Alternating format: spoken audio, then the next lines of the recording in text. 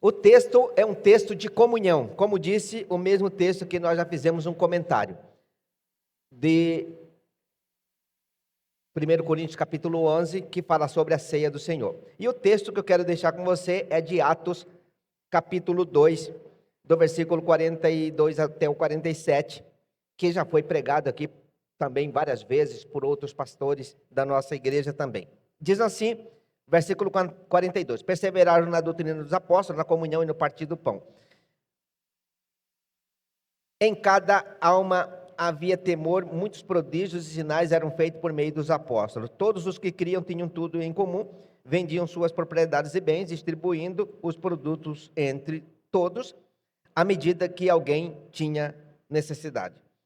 Diariamente perseveraram unânimes no templo e partiam o pão de casa em casa, tomavam suas refeições com alegria e singeleza de coração. 47, último. Louvando a Deus e tendo a simpatia de todo o povo, enquanto isso o Senhor acrescentava dia a dia os que iam sendo salvos. Toda a glória pertence ao Senhor nosso Deus. Esse é o texto muito comum entre nós e que eu gostaria que fosse muito comum na sua amplitude prático. Ou seja, que todos os irmãos vivessem isso naturalmente. E nós temos duas ferramentas para permitir que isso seja vivido naturalmente. Quer dizer, são mais duas específicas. E essas duas específicas para viver isso é a célula e o discipulado. A célula é o pequeno grupo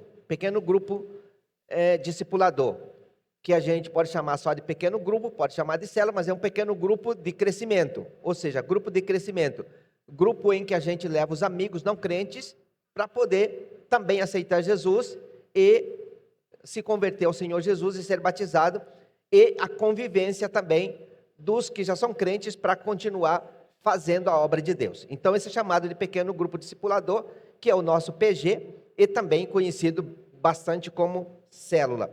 E o outro é o discipulado, que antigamente nós tínhamos alguns modelos de discipulado que foram passando, mas nem todo mundo conseguiu estar bem organizado no discipulado. Hoje nós temos um modelo de discipulado bem organizado, bem estruturado e no processo de crescimento. E a gente chama esse modelo de microgrupo, porque é a nossa Convenção Batista Nacional, que tem um sistema já bem melhorado, e a convenção patrocina esse processo para que cada igreja possa implantar. Então, tudo que nós estamos fazendo agora nesse processo do microgrupo e também do pequeno grupo, é tudo ferramenta da nossa Convenção Batista Nacional, da nossa CBN, e só para você entender que a CBN, ela organizou um processo para que todas as nossas igrejas desenvolvam o microgrupo nas suas igrejas locais. O que é um microgrupo? O microgrupo é um discipulado de 4 pessoas, um líder e mais 3 pessoas. Então, esse discipulado de 4 pessoas, um líder e mais 3 pessoas, é a convivência de estudar a Bíblia e estudar os livros, estudar Bíblias e livros, e juntos cuidar um do outro, ajudar com que os problemas espirituais, problemas morais, problemas relacionais, seja melhorado, seja consertado, seja curado em cada um de nós. Também os problemas de pecado sejam confessados e um ajudando o outro no seu microgrupo, para que todos possam crescer. A gente não cresce se não expurgar pecados. A gente não cresce se não praticar a palavra. A gente não cresce se não estiver unido, como diz a Bíblia, unido entre os irmãos unidos. E aqui nesse texto é o texto que eu quero comentar com você, que havia isso na igreja primitiva, e é por isso que a igreja cresceu em todos os aspectos. Não significa que a igreja não tenha crescido, mas talvez em todos os aspectos não. Mas nós precisamos crescer em todos os aspectos, não crescer apenas em quantidade de gente na igreja, mas crescer em quantidade de saúde espiritual, em termos de saúde relacional, de comunhão uns com os outros. E nós precisamos desenvolver esse papel na nossa igreja. Nós não temos como fazer isso em qualquer outro lugar, em qualquer outra igreja. A nossa demanda é entre nós. Então eu quero convidar você, para você hoje, colocar na sua agenda, porque você vai ser procurado daqui para o mês de setembro até o mês de outubro, para participar de um microgrupo discipulador. Eu vou dar só uma ideia para você o que é um microgrupo discipulador. Eu tenho um microgrupo discipulador, meu microgrupo discipulador, no primeiro comando que a gente começou, pastor Joseni, pastor Aislan e pastor Joilton. E a pastora Sônia tem o microgrupo dela, que é a pastora Deise, a pastora Olga e a pastora Cícera. Aí fizemos uma multiplicação. Nessa multiplicação, eu peguei mais um grupo de pastores, de líderes, pastores e líderes, que é o pastor Hernandes, o Sérgio, falei até pastor, né? Cadê o Sérgio? O Sérgio, José Robson, Eber e Elvis. E aí o pastor Joseni pegou também mais um pequeno, e a Sônia também pegou mais algumas esposas desses, com exceção do Sérgio, que ainda está sem esposa. E o pastor do Joseni também pegou os 4. Anderson, quem que é outro? Esqueci. Cláudio, Devá e Leandro. E a Deise, as esposas deles. E assim, só para os irmãos entenderem que o nosso grupo, estamos discipulando um microgrupo. Criamos mais um microgrupo. Todos esses irmãos, por exemplo, estão no treinamento, aperfeiçoando, para no mês de outubro ou novembro, cada um deles vão ter mais um microgrupo, liderando mais 3. Um exemplo, por exemplo, o Anderson vai também ter mais 3 pessoas, 3 homens no seu microgrupo, para aperfeiçoar o discipulado e chegarmos perto desta palavra, do texto que lemos para a ceia e do texto que eu estou pregando aqui para vocês. Agora deixa eu comentar aqui um pouco. Eu ia comentar mais sobre a estrutura, mas o tempo não vai dar.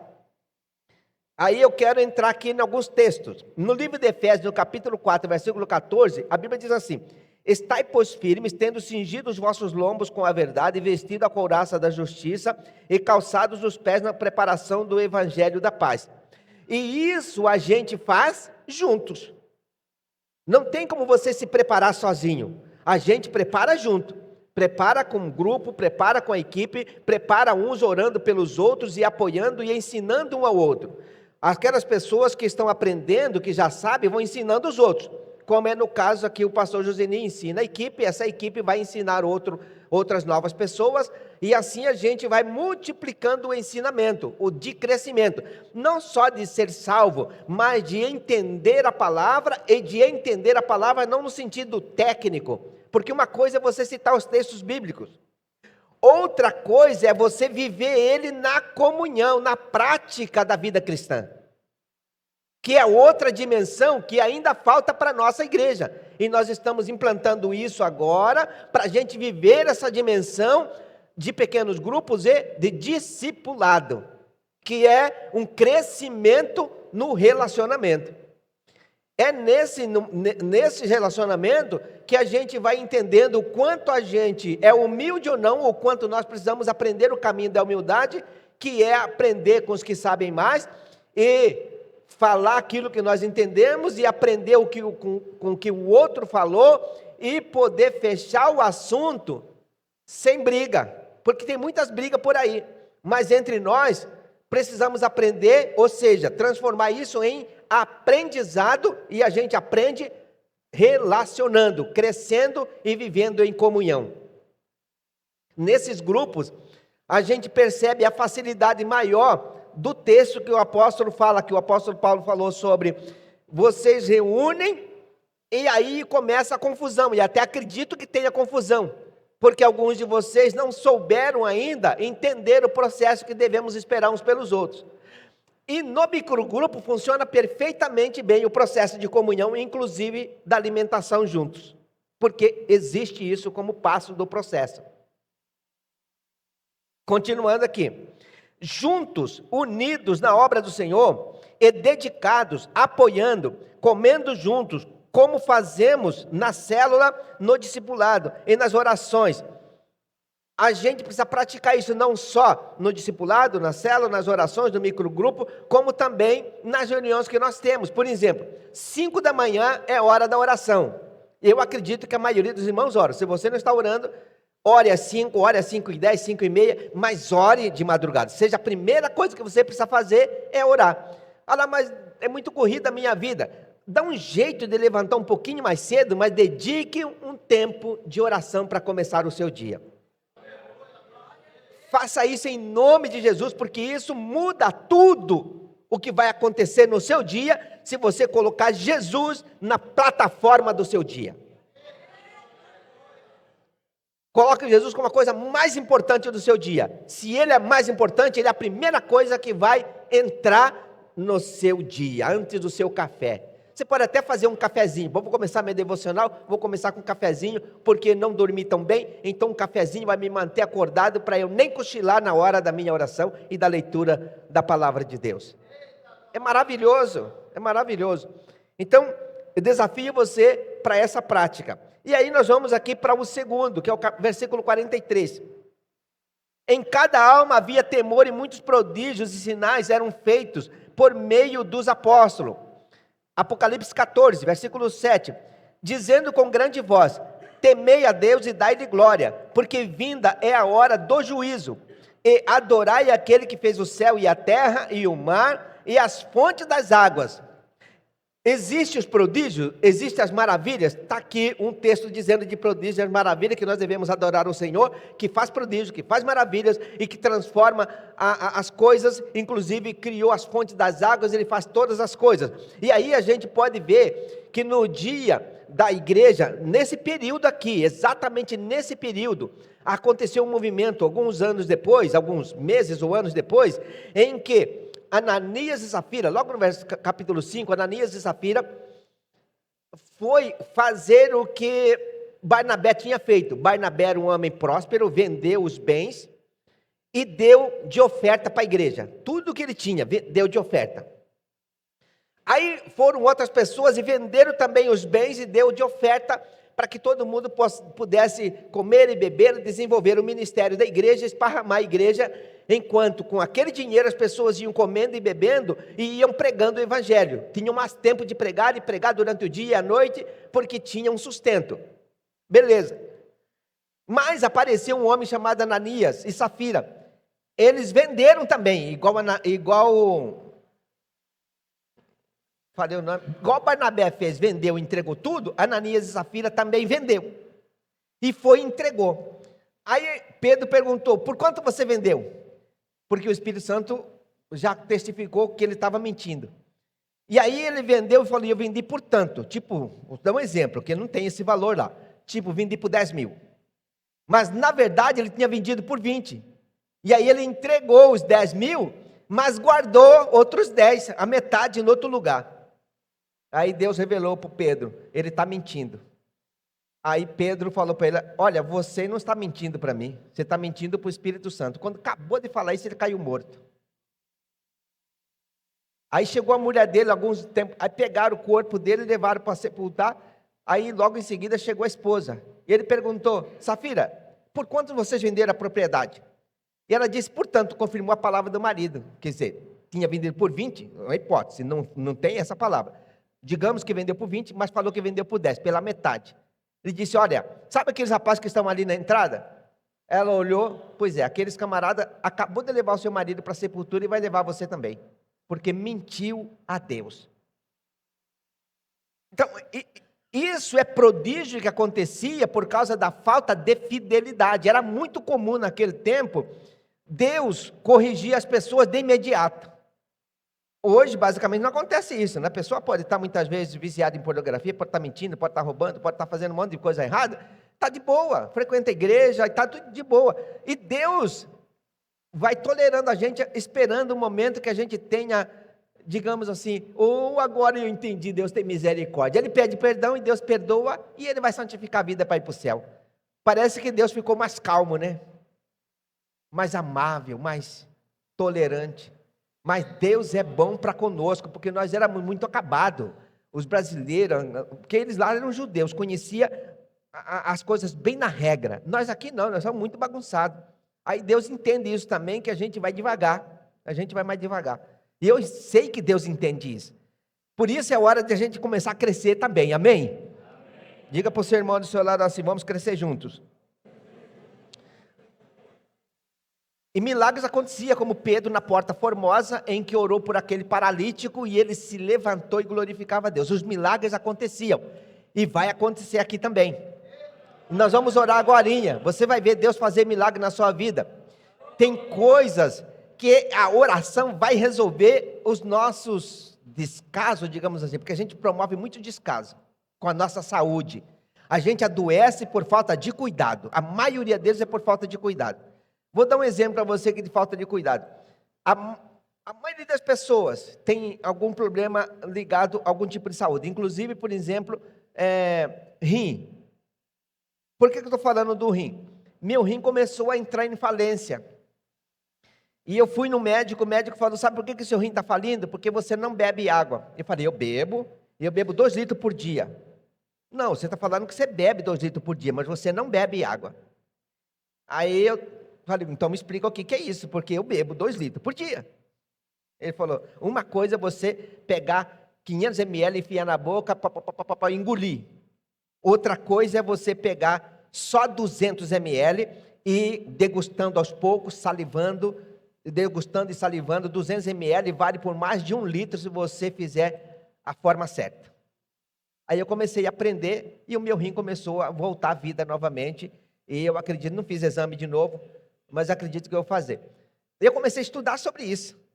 E comecei a entender que a salivação não melhora só o rim. Não é.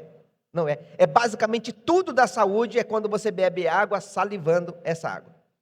Então, já aproveitei, já dei a oportunidade de você melhorar pelo menos algo na sua vida também nesse sentido. E eu pensei em fazer uma palestra só sobre saúde, porque eu acabei pesquisando bastante e não sei muita coisa, não tenho especialidade em nada, não sou especialista em nada, não sei em terapia emocional, mas acredito que posso ajudar muita gente, porque conheço algumas formas de como você melhora áreas da sua vida na saúde física. Vamos lá, 44, deixa eu acelerar aqui. Todos os que criam tinham tudo em comum, vendiam suas propriedades e bens, distribuindo os produtos entre todos, à medida que alguém tinha necessidade. O que é que eles faziam na época? Alguém tinha necessidade, alguém vendia propriedade, não entregava tudo, porque Barnabé entregou tudo, mas ninguém disse que era para entregar tudo, só não podia mentir como fez Ananias e Zafira. Mas você vendia propriedade e abençoava os irmãos, comprava uma propriedade menor ou comprava outras coisas sem nenhum problema, ou poderia ofertar dos valores que tinham, sem nenhuma dificuldade. Ninguém é obrigado a vender a casa e ficar morando de aluguel. Mas se você tem uma casa que você pode vender e comprar outra do mesmo tamanho, com valor bem menor, e poder dar uma oferta para alguém, é bênção? Ajudar pessoas? Isso é bênção, é disso que ele está dizendo. Não é para você ficar descoberto, mas é para você poder abençoar. Você ganha talvez 30 mil por mês, pode dar uma oferta de 500 reais para alguém, ou até mesmo uma mensalidade de 200, 300 reais para alguém que passa necessidade. Normal. Não significa que você tem que desvestir a sua família e vestir uma outra família e vocês ficar na necessidade. Não é isso que a Bíblia está dizendo aqui. Aí veja só, aqui fala de solidariedade. É quando você sabe que a luz do irmão ou da irmã está cortada, vai e ajuda. Se não consegue, faz uma cotinha, como por exemplo, a irmã Floraci vai precisar. Talvez alguém não tenha lá 3 mil, 2 mil, 5 mil, 6 mil para pegar e entregar tudo para ela. Mas, se todos nós, cada um der 100 reais, nem precisa de todo mundo. Facilmente a gente consegue esses valores. E a gente abençoa a irmã, ninguém passa aperto e ela, feliz da vida, vai fazer o tratamento dela. É disso que nós estamos falando. Aí, olha só. E, nesse caso, naquele momento, funcionou muito bem para a igreja primitiva. E permitiu o crescimento do evangelho, porque iam pregando de casa em casa, eram recebidos e tinham mais tempo e disposição para fazer a obra, porque tinha apoio dos que tinham recursos financeiros melhores e apoiava não só os apóstolos, mas também todos que queriam ir pregando o evangelho, sempre recebia ajuda. E por mais ou menos 14 anos, eles viveram, não sei exatamente precisar se é 14 anos, mas é mais ou menos o que vem na cabeça agora. Por um tempo, a igreja de Jerusalém recebeu apoio para crescer e recebeu ajuda financeira. Depois eles começaram a ter uma decadência financeira, foi aí que Paulo pediu oferta para a igreja de Macedônia, para poder enviar recursos para ajudar os irmãos que estavam passando por aperto naquele período. Mas vamos lá, porque o assunto nosso aqui agora vai para o fechamento, que eu disse que ia conseguir fazer. 46. Diariamente perseveravam unânimes no templo e partiam pão de casa em casa e tomavam suas refeições com alegria e singeleza de coração. Olha aqui. Diariamente perseveravam juntos na oração. Eles se reuniam para orar todos os dias. Reuniam onde? Em algum lugar. Falando em reunir para orar, nós fomos quarta-feira no monte, tinha mais de 60 pessoas. Isso tudo começou com a célula do pastor Joseni lá, com a turma lá. Aí algumas pessoas foram juntos, aí já começamos a campanha. O segundo dia, quarta-feira que vem aqui, nós vamos para o segundo dia. Se você quiser ir lá ainda cabe gente, nós lotamos lá, mas ainda cabe gente, lá é grande lá. Então, quarta-feira é o segundo dia da vigília no monte. Não demora muito não, a gente chega lá cedo, tipo 7h15, e sai antes de amanhecer o dia. Não, é verdade, é antes mesmo. Nós saímos de lá, era o quê? 10 horas mais ou menos? 15 para as 10 mais ou menos? Foi cedo. Então você está convidado a participar da vigília lá. Orar junto. Então a gente tem a reunião da célula, mas não custa nada a gente ter um grupo que a gente possa estar sempre orando junto. Sempre orando junto. Se você quiser vir às 5 da manhã para orar junto, nós temos oração aqui, todo dia no prédio da igreja. Todo dia que eu digo é de segunda a sexta. Aí veja só. Então veja só, eles estavam sempre... ok, alguém acordou, Justino. Por isso que você é o mais cheiroso da galáxia. Eles estavam sempre... Melhorou. Eles estavam sempre... Isso aí, já melhorou, mas nem todo mundo falou, mas tudo bem. Juntos significa unidos, ou seja, unânimes, sem divisão, ou não fragmentado, mas unido. Unido não significa que tinha 2.000 pessoas no mesmo lugar. Era grupo de 5, de 10, de 8, de 3, de 7, estavam sempre juntos, pequenos grupos. A igreja naquela época estava sempre em pequenos grupos, de casa em casa, em pequenos grupos. Entenda isso, pequenos grupos era natural. Então eles iam um grupo, ganhava aquela família, crescia, aquela família ia com outro grupo e ganhava outra família, e eles iam multiplicando em pequenos grupos o tempo todo. Então veja só, unânime, sem divisão, sem oposição, tendo o mesmo sentimento e naturalmente as mesmas opiniões, ou seja, todos pensando no reino de Deus, todos pensando em Jesus, todos pensando em ganhar almas, em crescer a igreja. Esse era um processo natural, crescimento da igreja. Depois dos eventos, todos comendo juntos e havia alegria nestes momentos. Ou seja, eles estavam trabalhando junto, mas também comiam juntos. E assim era normal acontecer.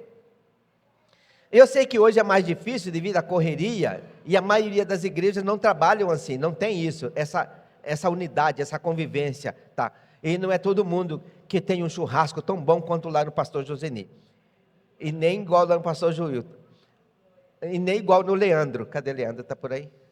Ali, é o lugar do churrasco. Ele sabe fazer, ele que fez nosso churrasco dos homens lá agora, né? E tem uma equipe já também. Aí, Isso dá a entender que não havia preguiçosos. Não havia. Era todo mundo unido para fazer. Ou seja, não tinha aquele um que ficava sentado esperando a hora da comida e não fazia nada. Não faz sentido você ter 4 pessoas trabalhando, organizando e alguém olhando. Hoje é mais fácil assim, tem 4 trabalhando e alguém só mandando o WhatsApp. Só no TikTok. Para com isso. Isso dá a entender que não havia preguiçosos, nem os que iam só para comer, nem os que ficavam escolhendo os melhores pedaços. Não tinha, porque senão ia sair aqui que estava bagunçado. Mas era natural que as pessoas sabiam honrar uns aos outros. Tanto que Paulo fala sobre isso no texto que nós lemos. E eu ouvi falar que está começando uma bagunça aí. Tem gente que chega, come primeiro e larga os outros sem comida. Não convém que seja feito assim. Paulo estava dando uma dura no povo, dizendo, pode parar com esse negócio e vamos fazer a coisa certa. 1 Coríntios 11. Agora eu vou ler esse texto aqui, 11 a 17 seguir. Nisto, porém, já li, né? Já li lá. Já deixa lido lá. Versículo 47. Louvando a Deus e contando com a simpatia de todo o povo. Enquanto isso, o Senhor acrescentava dia a dia os que iam sendo salvos. Por que Deus acrescentava? Porque havia louvor, havia empatia e simpatia e empatia entre todo mundo. Todos gostavam de todos.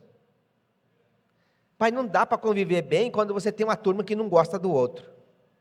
Está sempre olhando para alguém e dizendo que não vou com a cara desse irmão.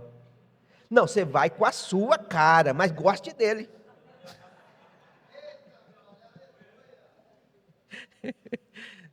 Só Jesus na causa. Mas é gostar das pessoas, de graça. Não tem problema gostar. Não pode ficar esse negócio dessas birrinhas. Se bem que tem alguns irmãos que gostam de tirar sarro nos outros, né? Mas é preciso também dosar isso, né?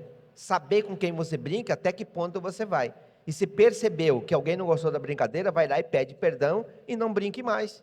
Trate sério. Trate com respeito, do jeito que a pessoa entende que deve ser tratado. Deus vai acrescentar na nossa igreja quando passarmos a viver literalmente o evangelho da graça e da comunhão. E eu convido você para viver o melhor de Deus. Inclusive, se você não está vivendo numa célula, procure uma, porque tem bastante célula por aqui. E se você falar, mas é longe para mim, vamos abrir um na sua casa. Está tudo certo. Tudo certo. E a melhor coisa é abrir uma na sua casa, porque as nossas casas precisam ser casa de Deus. Senão, como é que o meu vizinho da direita ou da esquerda vai querer vir para a igreja se a minha casa está fechada para eles? Está aqui o Messo, meu vizinho, meu amigo, com a mãe. Nós abrimos uma célula na nossa casa, não tinha nem convidado ele. Ele foi o primeiro a chegar, no primeiro dia, na primeira célula, o primeiro a chegar, e nunca saiu. É um exemplo para você. Você abre sua casa e Deus traz as pessoas que Ele ama para a sua casa. E aí eu concluo. O que devo fazer após minha conversão? E eu coloquei como tema dessa mensagem, eu me converti. E o que faço agora? E eu acabei de dizer para você o que você deve fazer. E uma delas é, abra sua casa. Abra sua casa. Fale para alguém do seu lado, só por o dever de obrigação. Abra sua casa.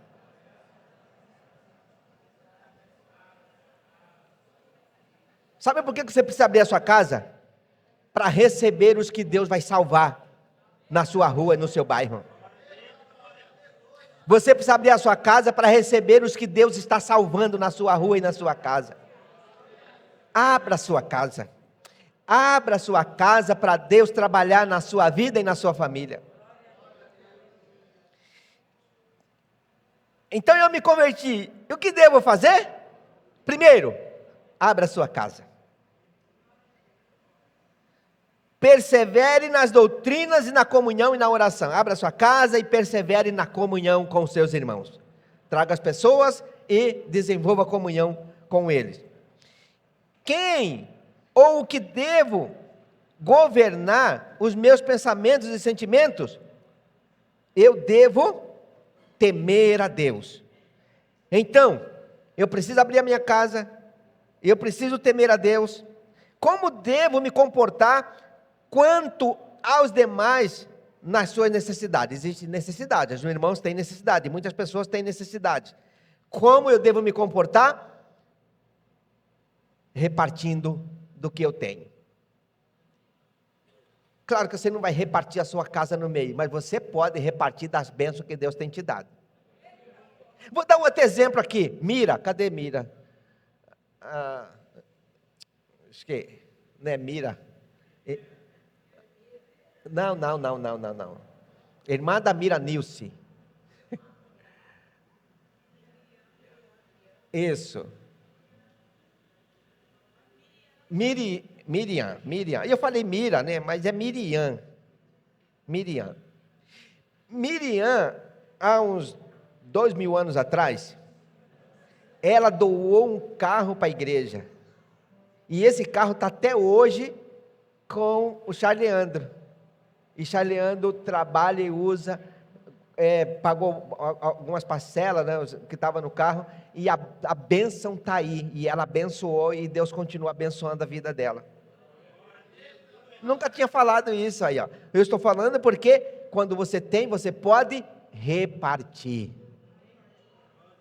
Não fez falta para ela, pelo contrário, Deus abençoou com muitas mais coisas boas na vida dela. O que devo cultivar em minha vida em relação ao partir do pão? Alegria e singeleza de coração. Eu devo repartir a minha alegria. E tem muita gente perdido por aí, do lado direito, esquerdo da sua vizinhança. Você precisa repartir a alegria. O que é a alegria que você reparte? Jesus na vida dessas pessoas. Essa é a alegria. Essa é a alegria. Reparta Jesus com eles, você repartiu a alegria. O que vai acontecer se alcançarmos o perfeito louvor no serviço de Deus? Entraremos e encontraremos a graça diante das pessoas que Deus já escolheu, só está esperando uma casa para eles entrarem. E pode ser a sua casa. Pode ser que Deus já trabalhou nos corações por ali por perto e só está esperando uma casa para eles desenvolver comunhão. E deve ser a sua casa. Abra a sua casa para que Deus possa mover através da sua vida. Agora nós vamos ficar de pé, porque eu quero fazer a primeira oração. Se você entendeu que essa palavra foi para você, se você entendeu que Deus te chamou hoje para algo específico, ou abrir a sua casa, ou entrar no discipulado, ou começar, ou então desmanchar alguma coisa que não estava funcionando bem, e entender que Deus chamou para algo maior, que Deus te chamou para algo maior, então eu quero fazer uma oração com você. Você entendeu? Feche os seus olhos agora. Você que entendeu que essa palavra é para você, de alguma forma é para você, então você vai neste momento orar comigo. E eu vou fazer essa oração de entrega, porque eu entendi que Deus me chamou, e todos os dias eu estou fazendo novas entregas, porque eu preciso me entregar sempre para Deus, e ampliar o que faço em Deus e para Deus. Então a minha oração, eu sempre estou fazendo para Deus, naquilo que Deus me chama para algo diferente. Então Deus está sempre me mostrando. Agora Deus me chamou para ajudar em algo também com pastores, mais alguma coisa. Então eu estou sempre ampliando aquilo que Deus me chamou. Por isso eu vou fazer também essa oração em relação a isso. Se você entendeu que Deus te chamou para ampliar o seu espaço, a sua casa, de alguma forma, o seu trabalho, onde você vive, ou mesmo começar um processo, então repita comigo esta oração. Diga: Senhor Deus, em nome de Jesus, eu reconheço o teu chamado para a minha vida, e eu tomo a decisão neste dia de te ouvir e de praticar aquilo que o Senhor tem para o meu crescimento espiritual e relacional. Me ajude a ser bênção em todos os sentidos, para o ministério que o Senhor me chamou. Em nome de Jesus. Amém. Glória a Deus.